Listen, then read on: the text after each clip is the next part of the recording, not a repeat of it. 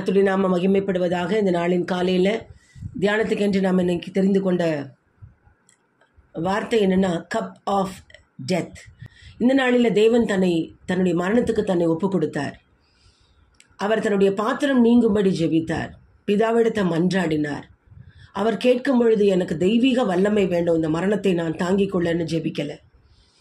அவர் கேட்டது, how will I die Lord. அந்த மரணத்துக்கு தன்னை பாத்திரமாய் மாற்றினார். He prepared himself for the death. அந்த மரணத்துக்கு தன்னை அவரே ஆயத்தப்படுத்தினார். அவர் ஆயத்தப்படுத்தின விதத்தில் மிக முக்கியமான விஷயம் என்ன தெரியுமா? forgiveness, love and kindness. அவர் தன் மன்னிப்பையும் அன்பையும் ஜனங்கள் மேல தனக்குள்ள கரிசனையும் சிலுவையிலே காட்டினார். Though he was ready for death, தன் வாழ்க்கையின் முடிவில் இருக்கும் பொழுது கூட அவர் ஜனங்களுக்கு தன்னால் என்ன செய்ய முடியும்னு நினைத்து தன்னால் முடிந்த எல்லாவற்றையும் செய்து முடித்தார். அவருடைய வேர்வை ரத்தமாய் சிந்தியது.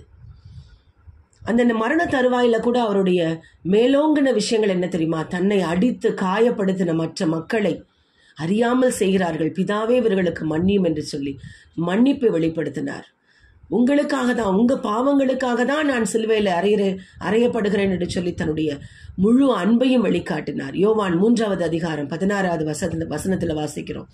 தேவன் தம்முடைய ஒரே பேரான குமாரனை விசுவாசிக்கிறவன் எவனோ அவன் கெட்டு போகாமல் நித்திய ஜீவனை அடையும்படிக்கு அவரை தந்தருளி இவரவாய் உலகத்தில் அன்பு கூர்ந்தார். தன்னுடைய அன்பு முழுவதையும் தன்னுடைய சிலுவையின் மரணத்தில் அவர் காண்பித்தார்.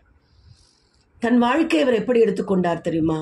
அந்த பாத்திரத்தை, cup of death, he completely accepted. That's what God wants us to do.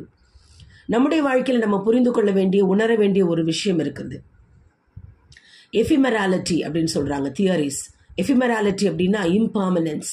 நம் வாழ்க்கையும் நிரந்தரமானது இல்லை. நம்முடைய வாழ்க்கை வெறும் பர்மனண்டானதெல்லாம் கிடையாது. It's very temporary. இந்த எஃபிமெராலிட்டிக்கு என்னெல்லாம் எக்ஸாம்பிள் சொல்லலாம் தெரியுமா? வெறும் மரணம் மட்டுமல்ல, ஒரு குழந்தையினுடைய சிரிப்பு, the love between people, the beauty of sunset, இதெல்லாம் தான் சொல்கிறாங்க. நம்ம பார்க்குற இந்த விஷயங்கள் எல்லாமே நிரந்தரமே கிடையாது.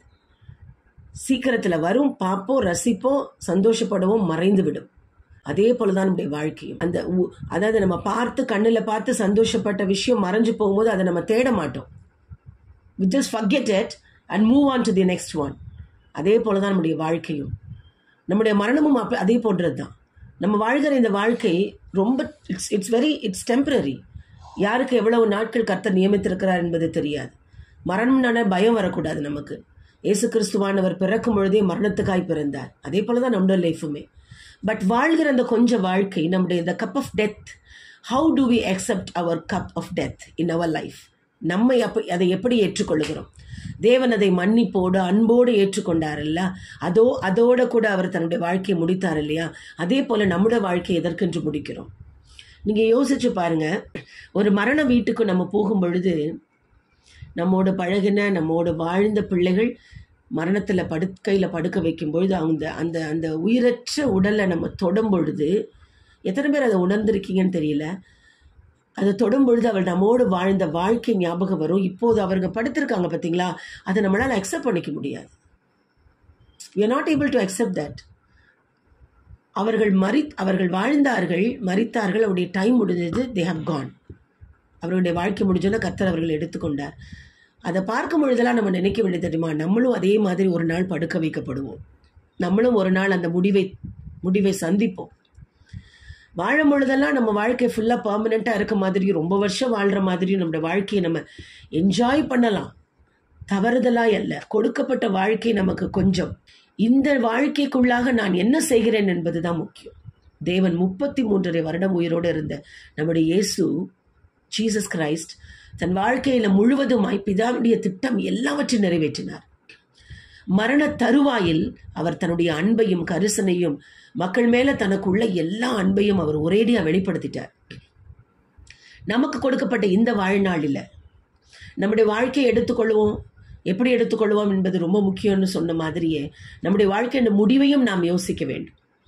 தேவன் எப்படி சிலுவையில் தன் வாழ்க்கையை முடித்தாரோ அதே போல நமக்கென்று கர்த்தர் எப்படி வாழ்க்கையின் முடிவை தெரிந்தெடுத்திருக்கிறார் என்பது நமக்கு தெரியாது. But still we have to be prepared for that. அந்த வாழ்க்கையின் முடிவில் நம்மளுடைய என்ன விஷயங்கள் மேலோங்கி இருக்கிறது, நம்ம எப்படி வாழ்ந்தோம், நம்முடைய வாழ்க்கை எப்படிப்பட்டதாக இருந்தது, நம்முடைய மரணத்துல நம்ம பார்க்கிறவங்க, நம்மோடு வாழ்ந்தவர்கள் நம்மை பற்றி என்ன நினைப்பார்கள், என்ன இம்பாக்ட் விட்டுட்டு போறோம், என்ன விஷயங்களை மக்களுடைய மனதில் எதை விட்டு போறோம் என்பது ரொம்ப முக்கியம். அப்படிப்பட்ட வாழ்க்கையை நம்ம தெரிந்து கொள்ளுவோம். மரணத்தை நோக்கியே வாழணும்னு அர்த்தம் இல்லை, எப்போ வேணாலும் வரலாம். Because this is very temporary life. But still அந்த மனம் நம்மளுக்கு பக்குவப்பட வேண்டும். அந்த மனம் பக்குவப்படுவது தான் தேவன் நமக்கு கற்றுக் கொடுத்தது. So cup of death, what we have been given in this world, இந்த வாழ்க்கை முழுமையாய் நம்ம ஏற்றுக்கொண்டு நம்மால் முடிந்த அளவுக்கு மக்களிடம் அன்பையும் தேவனுடைய இரக்கங்களையும் நம்ம காண்பித்து, அவர் நமக்கு எப்படி மாதிரியாய் வாழ்ந்து காட்டி சென்றாரோ அதே வாழ்க்கை நாமும் வாழ்வோம். கர்த்தர் நம்மை ஆசீர்வதிப்பார். ஆமென்.